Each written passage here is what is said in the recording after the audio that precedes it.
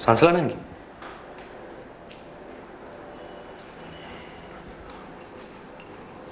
මට හොම් බොරුවට බනින්න කරන්න එපා සංසලා නංගි. බොරුවටද මම ඔයාට බැන්නේ? හා? බොරුවටද? එතකොට අර හැමදාම මෙහාට කෝල් කරන තනූජත් බොරුවක් වෙන්නේ නැති නේද? මම ඔය කියන තනූජෙක්ව දන්නේ නැහැ. මේ ඇත්තමයි කියන්නේ. මට මේ ලෝකේ අම්මට වඩා ලොකු කෙනෙක් නැහැ.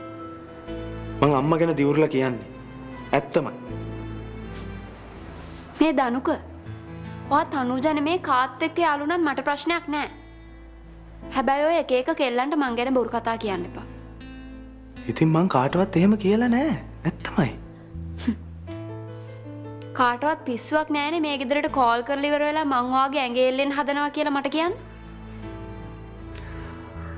කාටවත් නම් එහෙම උමනාවක් නැහැ තමයි. ඒ වුණාට සාලිය මහත්තයාට එහෙම උමනාවක් තියෙනවනේ නේද? මං නම් හිතන්නේ මොකද සාලිය මහත්තයාගේ වැඩක්. කමක් නැහැ. කවදා හරි ඇත්තෙලි වෙයිනේ. අන්න එදාට ඔය මං ගැන තියෙන හැම වැරදි අදහසක්ම නැති වෙයි සංසලා නංගි.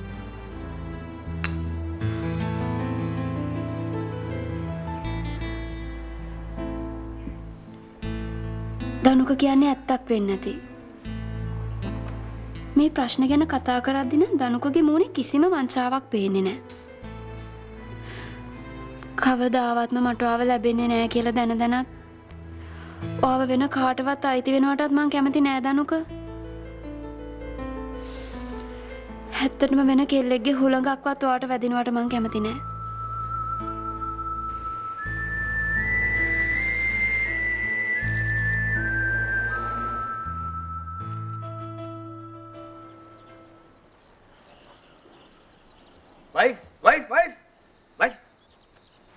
වයිෆ් කොහොමද මේ බෙරියන් දෙන්නේ මේ ඔයා දැක්කද මේක මොකද්ද මේ ඩිනර් ඩාන්ස් එකේ ටිකට්ස් දෙක මේ එක ටිකට් එකක් 3500යි ටිකට් දෙකට 7000යි 7000 bucks මම මෙතන වැඩක් ඕක කියන්නද මේ බෙරියන් දීගෙන ආවේ නෑ මම මේක පෙන්නලා ඔයාලට විනින් කාරණාවක් කියන්න හැදුවේ ඒ මොකද්ද මට පේන හැටියට අපේ ශාලිය මාලියද්ද කාර්යයට ඇටි හැලෙන්න වැඩේ දෙනවා ඒ කිව්වේ ඇයි ඩාලින් බලන්නකෝ මේ ටිකට් දෙකටම 7000 නේ කජු වැටද කොස්සටද මට පේන්නේ බාගෙන කණ්ඩ තියෙන වල මිනිහා ඉහගෙන කනවා වගේ ඔයා කියන්නේ සාලී පුතා හොරගම් කරනවා කියලාද කියලාද නෙවෙයි මිනිහා හොරකම් කරනවා වයිෆ් වට මතක නැද්ද පුංචි කාලේ මිනිහා කේක් හොරෙන් කන්න බඩ ගාගෙන ඇවිල්ලා අපි අර කේක් තසිම බින්දා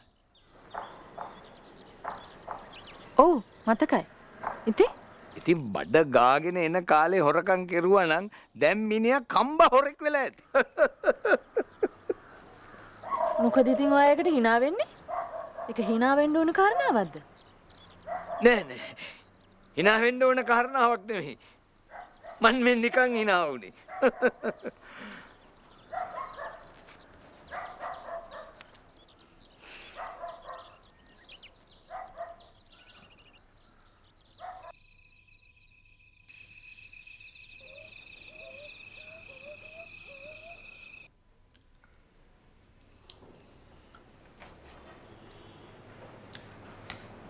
කසුන් මල්ලි කෝ අක්කා යා කණ්ඩෙන්නේ නැද්ද? එයා ඔය උඩට වෙලා ඉන්නේ. උඩට වෙලා මොනා කරනවා? අඬනවා. අඬනවා? ඇයි? අද සාලි අයියා යාව ඩිනර් ඩාන්ස් එකකට එක් කරගෙන යනවා කියලා අඬනවා.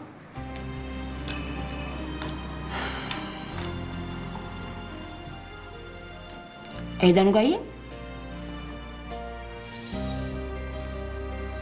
මට වගේ අක්ක ගැන දුකයි මල්ලි. එයා පව්. මට තේරෙන්නේ නැහැ. ඇයි මාලියද්ද අංකල්ට තේරෙන්නේ නැත්තේ? එයා සාලිය මහත්තයාව කසාද බඳින්න කැමති නැහැ කියලා.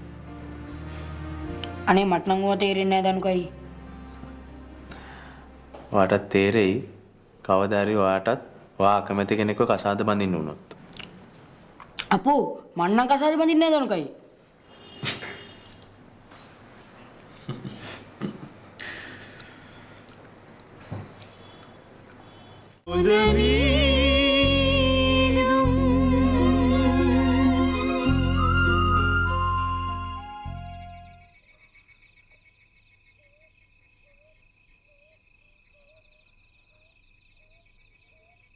අම්මේ ඔයා කොහෙද අම්මේ ඉන්නේ? අපිව දාලා මේ තරම් ඉක්මනට අම්මා ගියේ අපේ පව්කාරකම නිසාද අම්මේ?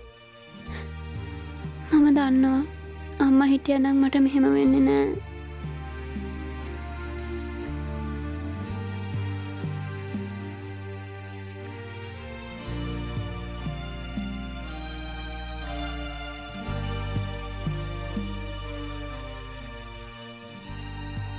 දනුක මට වෙලාවකට හිතෙනවා ඔයා මේ ගෙදරට එව මගේ අම්මද කියලා මාව ගලව ගන්න.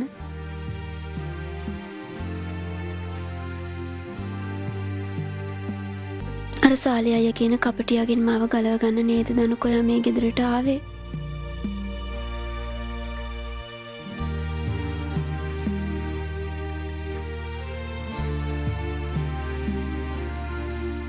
සංසලා අකමැත්තෙන් නේද සංසලා ඔයා ඔය ඇඳුම ඇඳගෙන ඉන්නේ?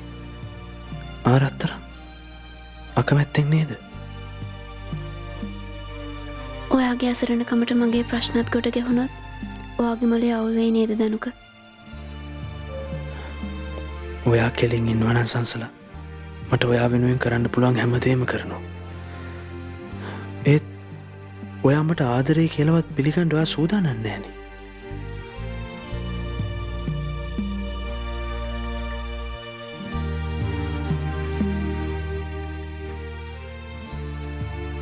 ඔයා තවමත් තරහින් ඉන්නේ. කොච්චර කිව්වත් ඔයා පිළිගන්නේ නෑනේ තනූජ කියන නමින් මං කවුරුවත් හඳුරන්නේ නෑ කියලා.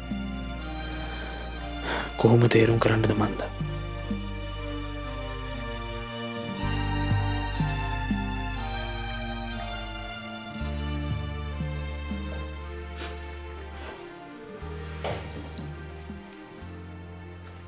මොකද?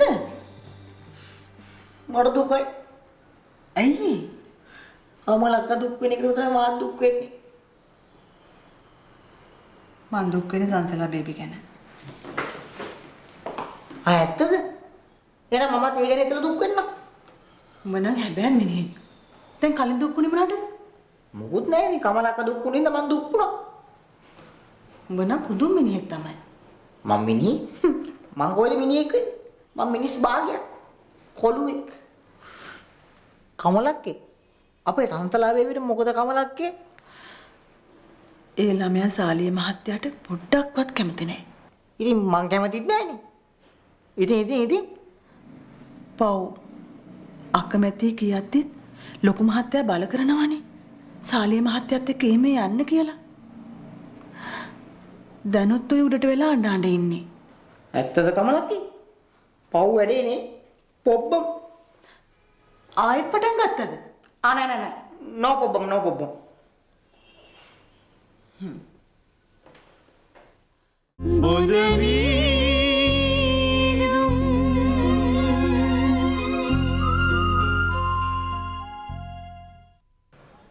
ඒ අහිංසක කෙල්ල වෙනුවෙන් මොනව කරන්නද කියලා මට නම් තේරෙන්නේ. ඇත්තටම මාලිය දංකල්නම පුදුම මිනිහෙක්. තමුන්ගේ එකම දුව සාලියට යෝජනා කරන්න කලින් සාලිය ගැන ටිකක් හොයලා බලන්න ඕනේ නේද? පව් හැම අතින්ම තැලෙන්නේ අහිංසක සංසලා විතරමයි.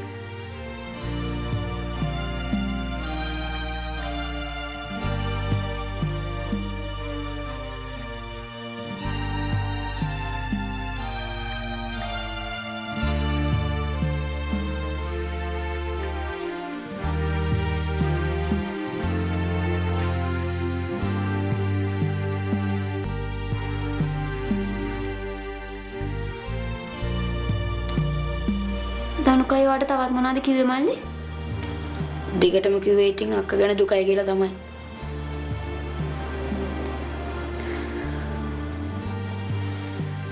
වා සාලියට කැමති නැද්ද අක්කේ? ඉතින් ඔයා තාත්තට කියන්නකෝ. කිව්වා මල්ලි. ඒත් තාත්තට තේරෙන්නේ නෑ.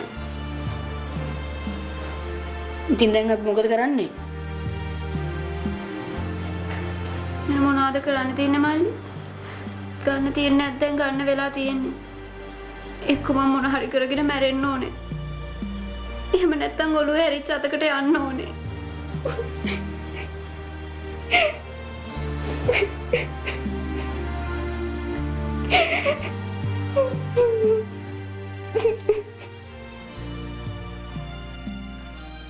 Wife? Wife? Why on set? Wife? මොකද පුෂ්ප? ආවයි. මොකද? ෂා හරියට නිකන් මේ හඩල ගාඩ්ස් වලට ගියා වගේ. මේ සංගාවද මේ පුෂ්ප? මේ මොකද දාපු පර්ෆියුම් එක? මගේ ගන්න නෙවෙයි තාත්තගේ ඩ්‍රෙසින් ටේබල් එක උඩ තිබ්බේ. මම ඒ පැකට් එක කරලා ටිකක් දාගත්තා. තේ සන්තෝ මැට්ටා. උඹ එක කැඩුවද බං? ගිනාව ඉතින් දාන්නනේ. අනිත් එක ඉතින් ඒක තාත්තා වගේ කෙනෙකුට සෙට් වෙන්නේ නැහැ. ඒක සෙට් වෙන්නේ මම වගේ හැන්ඩි කොල්ලෙකුට තාත්තේ. ඉඩියට්. මං ඒක ගෙනාවේ උඹේ ඇඟේ උලන්න නෙමෙයි. ඕක මම මේ මාකට් එකට දාන්න ගෙනාපු සාම්පල් එකක්. ඉතින් කලින් කියන්න තිබ්බනේ. ඔක හිතේ තද කරගෙන ඉන්නේ. දැන් ඉතින් very sorry. සෝරි තමයි. උඹ ඉතින් හැමදාම මට කරන්නේ අලාභයක්නේ. දැන් ඉතින් ඔය යන්න හදන ගමන ඵලයක්. එන මං ගියා. good night. sweet dreams. මේ ඒක නෙමෙයි මේ. උඹ ඇති වැඩිපුර සල්ලි නැද්ද? මගේ ළඟ කොහෙන්ද තාත්තේ සල්ලි? සල්ලි නැත්තම් කොහොමද මිනිහා 3500 ගානේ ඩිනර් ඩාන්ස් එකට ටිකට් එකක් ගත්තේ? මේ දෙක මේ ෆ්‍රී ටිකට් දෙකක් තාත්තේ. යාළුවෙක් දුන්නේ. අන්න. උඹ මටත් කොලේ වහනවනේ. මාලියත් අංකල්ගේ ට්‍රංක පෙට්ටියට විද උඹ මටත් බොරු කියනවා. කපටියා. තාත්තේ මොනවද තාත්තේ මේ කියවන්නේ? ඔය කතාව පැතිරලා ගියොත් එහෙනම් මාලියත් අංකල් හිතයි මම ඇත්තටම හොරකම් කරනවා කියලා. ඇත්තට මිසක් ඉතින් මිනිස්සු බොරුවට හොරකම් කරන්නේ නැහැ නේ බං. give me $5,000. බක්ස් තමයි. කිව්වම දෙයක් අහන්නකෝ තාත්තේ. තියනවා නම් මට කීයක් හරි දෙන්න. මගේ ළඟ කොයින්ද බං සල්ලි? නැත්තම් ඉතින් ඇණයක් නෝ ඉන්න. බයි. ෂා මුගියානේ. අම්මා බල්ලා මුගෙන් නම් අපිට ඇල් වතුර උගුරක්වත් හම්බෙන පාටක් නෑ වගේ. හොඳයි සන්. ඔහොම යමන්කෝ. උඹ ඒ જાතියට ආවොත් මාලියද්ද කාර්යයට උඹ මාට්ටු කරලා මම හේතු වෙනවා ආයෙත් මස්සිනාට. එතකොට බලමුකෝ.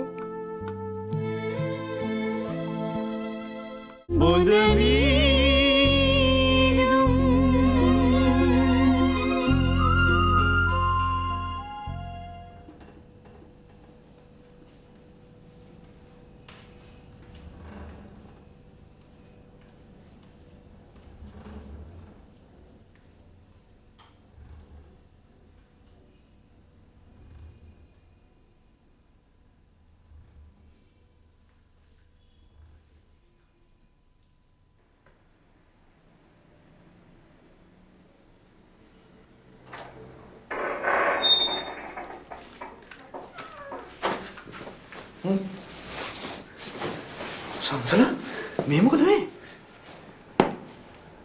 ඔහු මට ආදරය කරනවා නේද දනුක? මම නෑ සංසලා. දැන්වත් මට ඇත්ත කියන්න දනුක. දෙයියන්ගේ නාමයෙන් දැන්වත් මට ඇත්ත කියන්න. මට තවත් මේක හුලගෙන ඉන්න බෑ දනුක.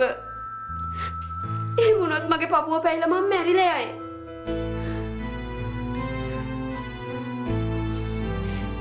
ඉතින් කියන්නකො ළමයෝ.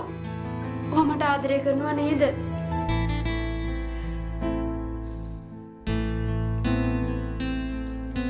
කියන්නකො දනුක ඉතින්. ඔයා මට ආදරය කරනවා නේද? කතා කරන්නකො දනුක. ඔයා මට ආදරය කරනවා නේද? සංසලා ඇයි හදිස්සියෙන් ඔයා මගෙන් මේ වගේ ප්‍රශ්නයක් අහන්නේ? ඇයි මේ? මට ඒක දැනගන්න ඕනේ. මේ දැම්මම මට දැනගන්න ඕනේ.